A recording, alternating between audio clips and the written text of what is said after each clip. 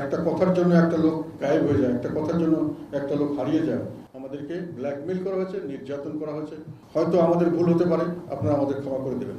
আমরা দীর্ঘদিন থেকে জাতীয় পার্টি দেশের জনগণের পক্ষে কাজ করে আসছি। বিভিন্নভাবে আমরা সবসময় নির্যাতিত হয়েছে, অন্যায়ভাবে আমাদেরকে অনেক কিছু করানো হয়েছে, যেটা হয়তো আমরা করতে চাই না। বিভিন্নভাবে আমাদেরকে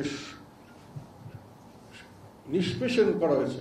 বড় বড় রাজনৈতিক শক্তিগুলি 90-এর পর থেকে প্রতিটি দলই আমাদের উপর অত্যাচার, নির্যাতন করেছে। এবং পরবর্তীকালে আমরা আবার এই নির্যাতিত হওয়ার পরেও বিভিন্নভাবে আমরা চেষ্টা করেছি জনগণের পক্ষে দাঁড়িয়ে কাজ করার। তারপরেও আমাদেরকে বিভিন্নভাবে দোষারোপ করা হচ্ছে, অপবাদ দেওয়ার চেষ্টা করা হচ্ছে।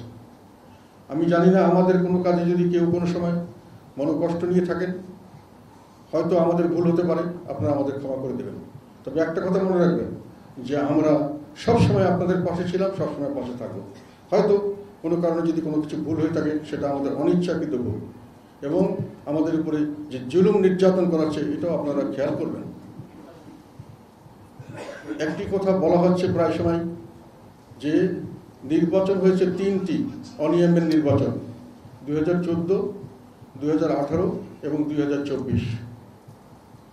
এই 3টি নির্বাচনই সঠিক নির্বাচন হয়নি। 2014-এর নির্বাচনে আমাদের নেতা আলহাজ হোসেন মোহাম্মদ এরশাদ বর্জন করতে চেয়েছিলেন। আমি সহ 270 জন আমরা এমপি আমরা নির্বাচন থেকে প্রত্যাহার করে চলে এসেছিলাম।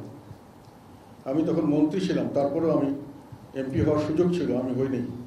কারণ আমরা মনে করেছি এই নির্বাচনের পরে দেশ ক্ষতিগ্রস্ত হবে। এর পরবর্তীতে আমাকে মন্ত্রিত্বের জন্য বলা হয়েছিল সেই সরকারের আমলে, কিন্তু টেকনোক্র্যাট মন্ত্রিত্ব আমি গ্রহণ করিনি। আমি মনে করেছি যে নির্বাচনকে আমি বর্জন করেছি, সেই নির্বাচিত সরকারের অধীনে আমার মন্ত্রী হওয়া ঠিক হবে না।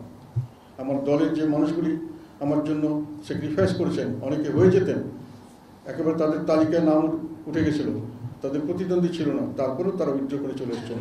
এদের এই ত্যাগকে আমার মূল্যায়ন করতে হবে, সেই জন্যই আমি ওই পথে যাইনি। আবার 2018-তে 2024-এর এই নির্বাচনে কিন্তু 2014-এর এই নির্বাচনে কিন্তু বিএনপি যায়নি।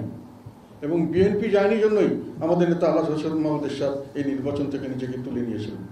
উনি বলেছিলেন যে সব দল যদি যায় তাহলে আমি নির্বাচনে যাব, যদি না যায় আমি নির্বাচনে যাব না।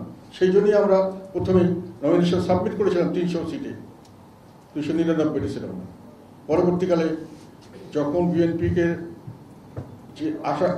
আসলো না, তখন উনি ঘোষণা দিয়েছিলেন যে সময় বর্ধিত করা হোক, শিডিউল বাড়িয়ে দেওয়া হোক, যাতে করে বিএনপি এখানে এসে যোগদান করতে পারে।